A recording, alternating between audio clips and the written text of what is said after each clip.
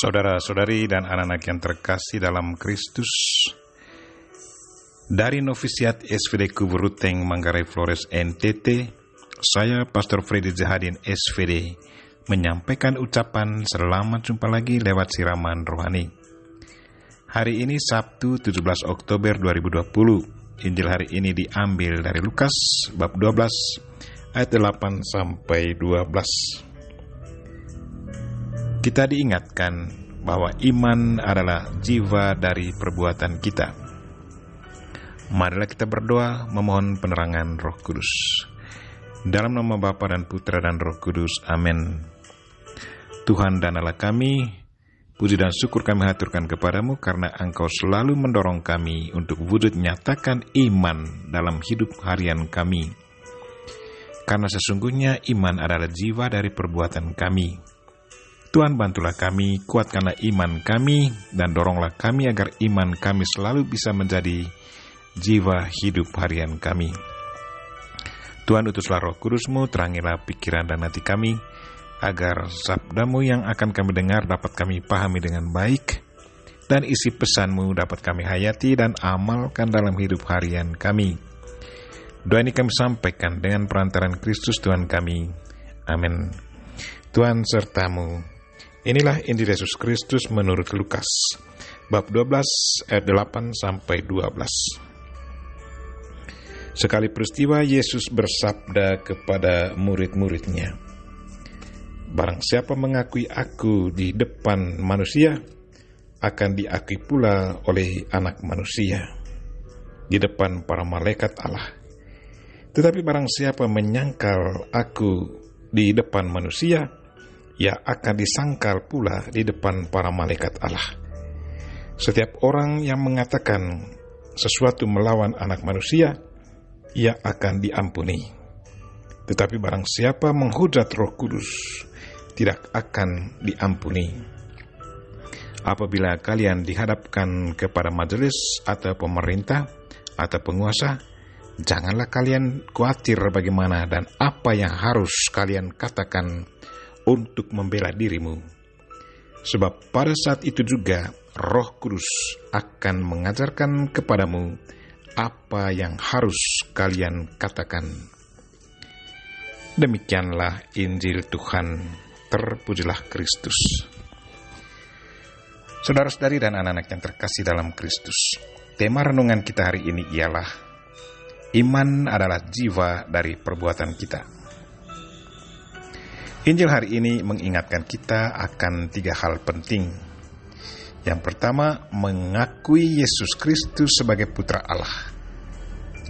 Barang siapa yang mengakui Yesus Kristus, maka Yesus Kristus pun akan mengakui dia. Katanya kepada para muridnya, "Setiap orang yang mengakui aku di depan manusia, maka Anak Manusia juga akan mengakui dia di depan malaikat-malaikat Allah.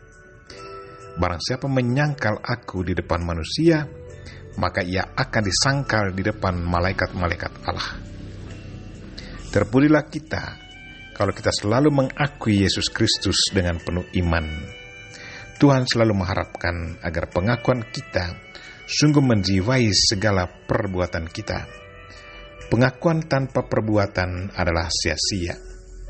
Tunjukkanlah kepada dunia bahwa kita adalah saudara dan saudari Kristus. Di saat kita ditantang, hadapilah tantangan itu dengan senyum dan layanilah mereka dengan baik. Perbuatan baik kita pasti akan menggugah hati banyak orang. Iman kita harus menjiwai perbuatan kita.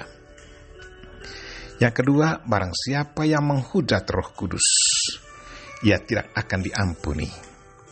Dia yang menghujat Roh Kudus berarti secara sadar dan penuh tanggung jawab tidak mengakui Roh Kudus, tidak mengakui Tuhan, menolak keberadaan dan kuasa Tuhan. Barang siapa yang menolak Roh Kudus, maka konsekuensinya adalah pada hari akhirat dia akan tinggal di tempat di mana Roh Kudus tidak bersemayam. Kalau Roh Kudus tidak ada itu berarti kesengsaraan untuk selamanya menjadi bagian dari kehidupan mereka yang menolak Roh Kudus. Yang ketiga, Roh Kudus selalu tinggal bersama orang yang percaya kepadanya. Yesus menasihati para murid-Nya, "Janganlah kamu khawatir bagaimana dan apa yang harus kamu katakan untuk membela dirimu. Sebab pada saat itu juga Roh Kudus akan mengajar kamu apa yang harus kamu katakan." Pernahkah kita alami bagaimana Roh Kudus membantu kita di saat kita dalam keadaan terjepit? Yesus Kristus menjanjikan kita akan kebaikan Roh Kudus. Percayalah pada perjanjiannya, karena Ia selalu setia apa yang sudah dikatakannya. Yesus Kristus adalah kebenaran. Apa yang dikatakannya selalu benar.